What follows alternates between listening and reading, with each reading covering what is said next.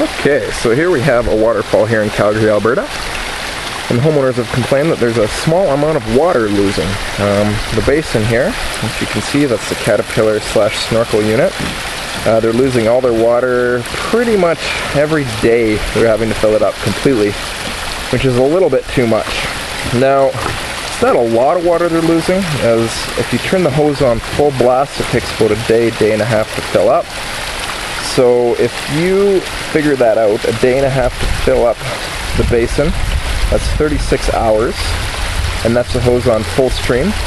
So if you were to take their hose and divide that by 36, that would mean 1/36th of the flow of a hose amount of water is being lost in this system. Now that is not a lot of water, and that's a slight little trickle. Now most people think that with a leak, it's a hole in the liner, stuff like that, and go to worst case scenarios, but the truth of the matter is it is very, very rare to have a hole in the liner.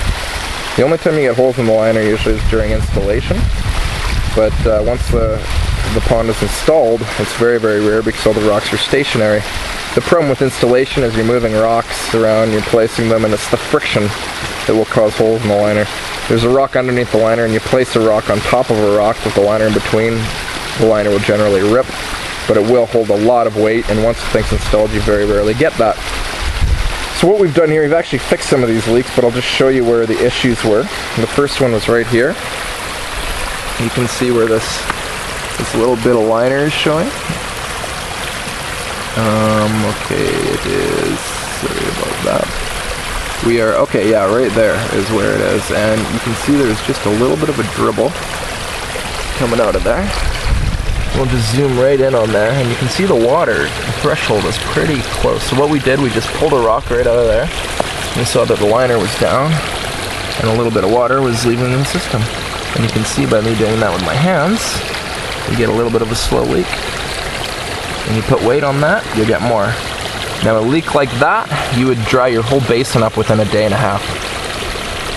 Which is, it's pretty amazing how just a little bit of water, you notice a huge loss of water. So that's one area we fixed. We're just going to pull the liner up like that, and the rock that was used here just goes right back in there, exactly like that.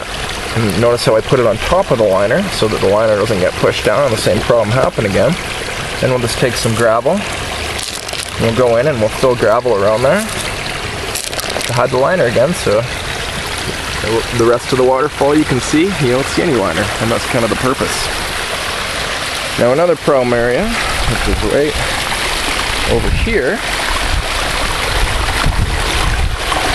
was this rock. The water was actually leaving the rock and it was going right in this area, and you can see the water's all wet. We moved some rocks around to fix it, and we pulled this rock right here, set it upright so the water was not splashing off right there, but what it was doing, it was catching this lip, and you can see, you know, you get splashing coming out of there. You can lose a fair bit of water over time because it's constantly running. So you can actually divert the flow of your stream fairly well by moving rocks around, and we did that so the water is contained in the system. We exposed the area where the water was leaving the system, and now what we're going to do is bury it up again and get it back the way it was, so you don't see any liner. Now another area is right over here that we're going to want to watch.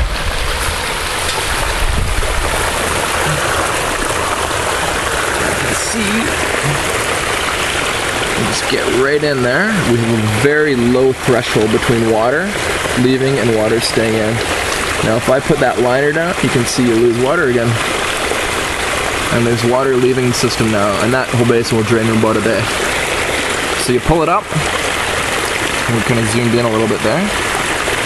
So you pull it up, put some rocks in behind there, and you are good to go. And we will do that once in the next hour or so to get everything the way it was. So pretty much what you're going to want to do with your pond is every spring when you fire it up, for whatever reason, sometimes the water level can change. That's due to stuff falling into the pond. You know, if you add rocks to your pond, you change the water level a little bit. and that will actually pull up your water, the water level will go up a little bit, and you can get breaches. So if we were to put a bunch of rocks right in that corner right there, the water level would increase due to the buoyancy, and you'd actually see water leaving the system through that area that I showed you there. So when you think it's a leak, it probably isn't. It's a very, very minor fix, and it's 99% of all water loss is due to low edges, and that's based on quite a few years experience of building these things.